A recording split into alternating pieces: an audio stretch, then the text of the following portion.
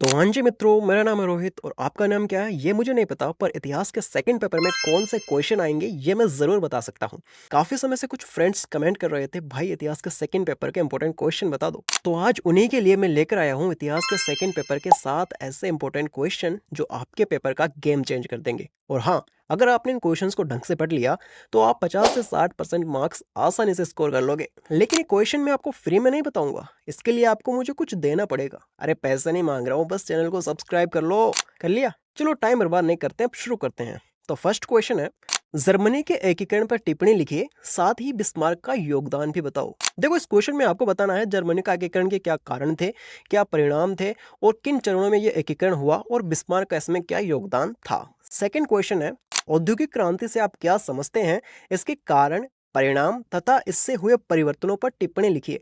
तो इस क्वेश्चन में आपको सबसे पहले भूमिका लिखनी है, औद्योगिक क्रांति का अर्थ बताना है, कारण बताने हैं, परिणाम बताने हैं, क्या परिवर्तन हुए वो भी बताने हैं और अंत में एक प्यारा सा निष्कर्ष भी देना है।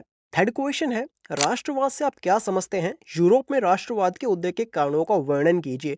और एक क्वेश्चन तो ऐसा है कि एग्जामिनर काफी बार से चलते फिरते ही पूछ लेता है। और अगर आप सोच रहे हैं कि ये 3 सवाल ही काफी है तो रुको, अगले 4 सवाल वो हैं जो एग्जामिनर के मोस्ट फेवरेट हैं और जिनसे आपका पेपर लिटरली तय होगा। तो फोर्थ क्वेश्चन है, संयुक्त राष्ट्र संघ के निर्माण उद्देश्य तथा इसकी उपलब्धियों पर विस्तृत लेख लिखिए। ये क्वेश्चन आपको देखने और सुनने में जितना सरल लगता है उससे ज्यादा आपको ये मार्क्स दिलाने की काबिलियत रखता है, तो इस क्वेश्चन को मिस मत करना। फिफ्थ क्वेश्चन है, अमेरिकी क्रांति के कारण और परिणामों पर विस्तृत टिप्पणी लिखिए। सिक्स्थ क्वेश्चन है, इटली या फ्रांस की क्रांति की व्याख्या कीजिए। देखो, इसमें 2 प्रश्न है, या तो आप इटली की क्रांति की व्याख्या कीजिए और एक फ्रांस की क्रांति की व्याख्या कीजिए। दोनों को आपको याद करना है। आखिरी क्वेश्चन है, निम्न पर टिप्पणी लिखिए। इटली में फासीवाद के ऊपर, या जापान में आधुनिकरण के ऊपर, जर्मनी में नाजीवाद के ऊपर, रूस की वोल्शेविक क्रांति के ऊपर। अब देखो, रूस की जो वोल्शेविक क्रांति थी, इसको एग्जामिनर इस प्रकार से भी पूछ सकता है कि रूस की साम्यवादी क्रांति के ऊपर टिप्पणी लिखी है। तो दोनों का मतलब एक ही है।